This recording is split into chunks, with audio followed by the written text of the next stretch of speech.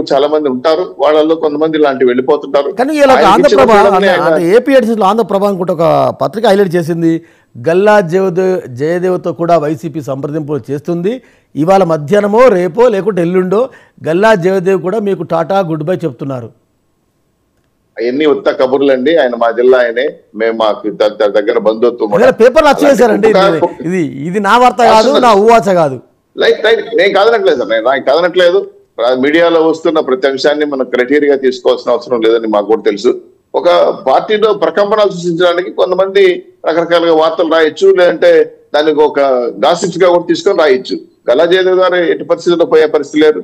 వాళ్ళు ఇక్కడ మా తిరుపతి వాస్తవులు, ప్రస్తుతానికి బాబు గారు కూడా మాట్లాడారు. మొన్న ఢిల్లీలో కూడా డిస్కస్ చేశారు, ప్రధాన పాత్ర పోషిస్తున్నారు. అందరూ వెళ్తున్నారు అనేది అబద్ధం. గల్లా జయదేవ్ గారు పోవట్లేదు. ఆయన కాన్స్టెన్సీ తిరుపతి అనేది ఇప్పుడు ఆలోచనలో ఉన్నారు కాబట్టి దాన్ని మార్పు కోసం ట్రై చేస్తున్నారు తప్ప ఆయన వెళ్ళిపోతున్నారు అనేది దెబ్బలు. ఎందుకంటే వాళ్ళ అమ్మగారు పార్టీలో పొలిట్ బ్యూరో మెంబరు, ఆవిడ తెలియకుండా ఏం జరగదు. నిన్న కూడా మేము ఏ సందర్భంగా కలిసడం జరిగింది వేరే కుటుంబ సభ్యులతో. వాళ్ళకి అట్లా ఆలోచన లేదు, కాకపోతే క్రియేట్ చేస్తారు. ఎందుకంటే రాష్ట్రంలో జరిగిపోతుంది. ఇప్పుడు Pawan Kalyan garu Telugu Desam party blockbuster movie start అయింది. అప్పటి నుంచి Tadepalli guest house shooting start అయినాయి కదా.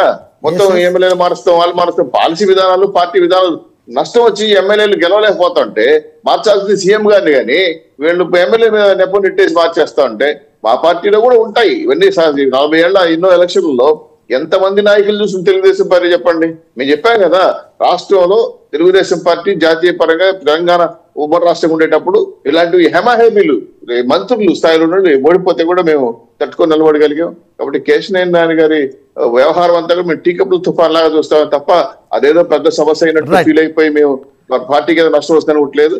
ఆల్రెడీ ఆ కాన్స్టిట్యున్సీలో ఉన్నటువంటి సమస్య బోండా ఉమ్మన్ గారు, బుద్ధ వెంకన్న గారు చాలా మంది సునిశ్చితంగా పరిశీలిస్తున్నాం. ఆ చిన్ని గారు కూడా మన కార్యక్రమాలు నిర్వహించాం.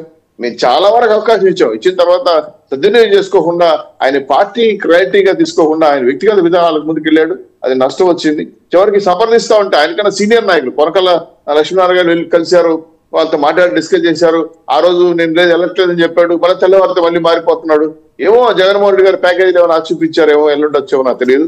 చివరికి వాళ్ళంటారు అంటే సౌరం అయితే కానీ వివరం తెలియదు సార్. ఎక్కడ గారు సౌరం అయితే కానీ వివరం తెలియదు. ఇప్పుడు పోయాడు పార్టీ ఎక్కడ, ఇప్పుడు టాటా బిర్లాతో సంబంధాలు పెట్టుకున్నాడు. ఎంపీ అయిన తర్వాత టాటా బిర్లా సంబంధాలు వచ్చాయి. తెలుగుదేశం ఒక హోదా ఇచ్చింది, సర్వీస్ కార్యక్రమాలు చేసావు.